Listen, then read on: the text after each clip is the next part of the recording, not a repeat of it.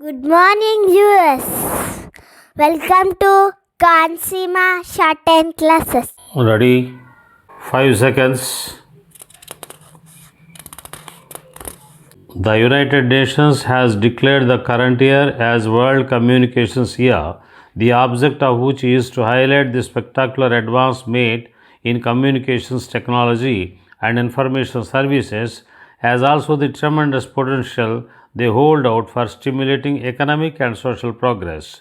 Human history, in a sense, is the story of man's unceasing efforts to discover more and more effective and speedy means to communicate with ever widening circles of his fellow men.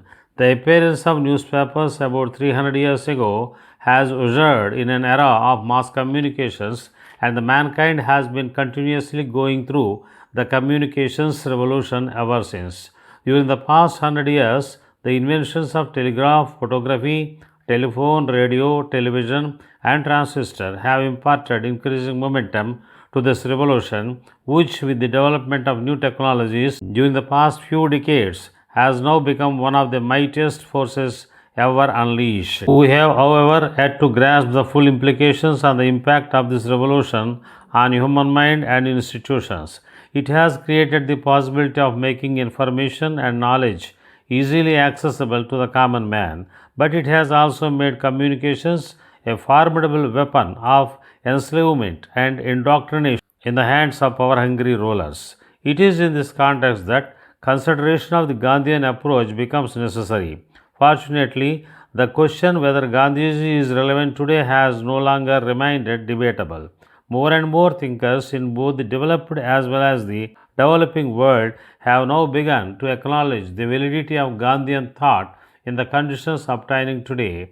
The unprecedented response evoked by the Gandhi film and the departments for Gandhian studies being established in different universities and academic institutions in the West have been among the significant pointers to the growing interest in Gandhi in the advanced industrial democracies. This interest has been growing because Gandhiji had clearly anticipated the problems, both material and spiritual, the industrial civilization is facing today. Secondly, all over the world, the people confronted with weapons of mass destruction on the one hand and the growing power of the state on the other are groping for ways for non-violent social and political change, and only Gandhian thought and technique provide a reliable guide for such action. Gandhiji, who was able to communicate effectively with millions of people in India and abroad, was the master communicator the modern world has ever seen. Gandhiji lived before the dawn of the space age and could not use radio, television, or other sophisticated means of communication. He communicated directly with his countrymen. He primarily used written or spoken words to convey his message, but his travels, padayatras, his public and prayer meetings, and even his silences and fasts were among his means of communication. He was one of the most effective publicists and journalists. He wrote books and pamphlets to propagate his views. The success of his South African struggle was due as much to the spiritual methods of Satyagraha he adopted as to his resourcefulness in putting across the case of the Indians in South Africa through statements, pamphlets, and public meetings to the people and authorities in England and India. 35 years after Gandhiji passing away, we are now beginning to discover the relevance of Gandhiji's approach to economic development. The emphasis now being placed on development of rural and other backward areas, promotion of small-scale industries, creation of employment opportunities in villages, propagation of rural and appropriate technologies, and the use of alternative or renewable sources of energy. All these underline the belated realization of the validity of Gandhiji's teachings and the consequent attempts to correct the imbalance in our planning, which all these years sought to emulate the Western model of development. In the field of labor management relations, the concept of trusteeship has been Gandhiji's most valuable and lasting contribution. Instead of trying to bring about socio-economic transformation through institutional change, Gandhiji, true to his faith in truth and non-violence, sought to achieve the ends of equality and justice, especially through change of heart.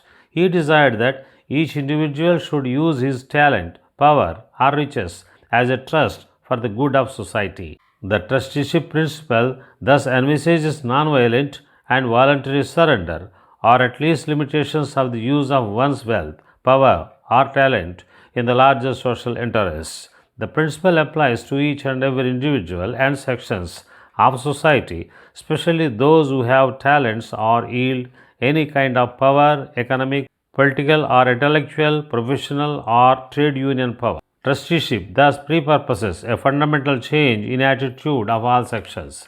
It cannot be applied in isolation and requires a general moral climate conducive to bring about this attitudinal change. Such a climate is obviously lacking at present, and we require a leader of really high moral stature to inspire people make such an experiment on a significant scale. Till such a climate is created, we should consciously try at least to foster a spirit of cooperation between labor and management and government. Gandhiji was thus successful in communicating with people because of his message. It was simple and easily understood by the people as it was based on the universal moral values enshrined in all religions.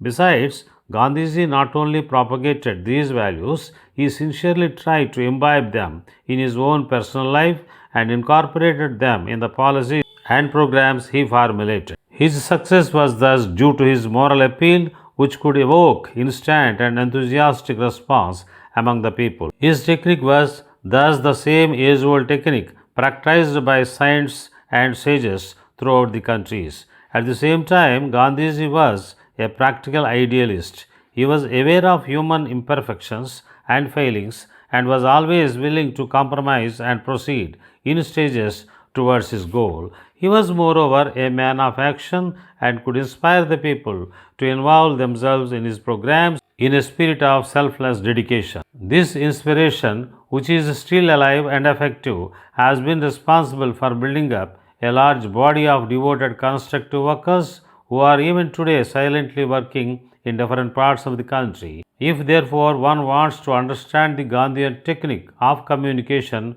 one has to try to understand the message of Gandhiji, which was inseparable from his technique.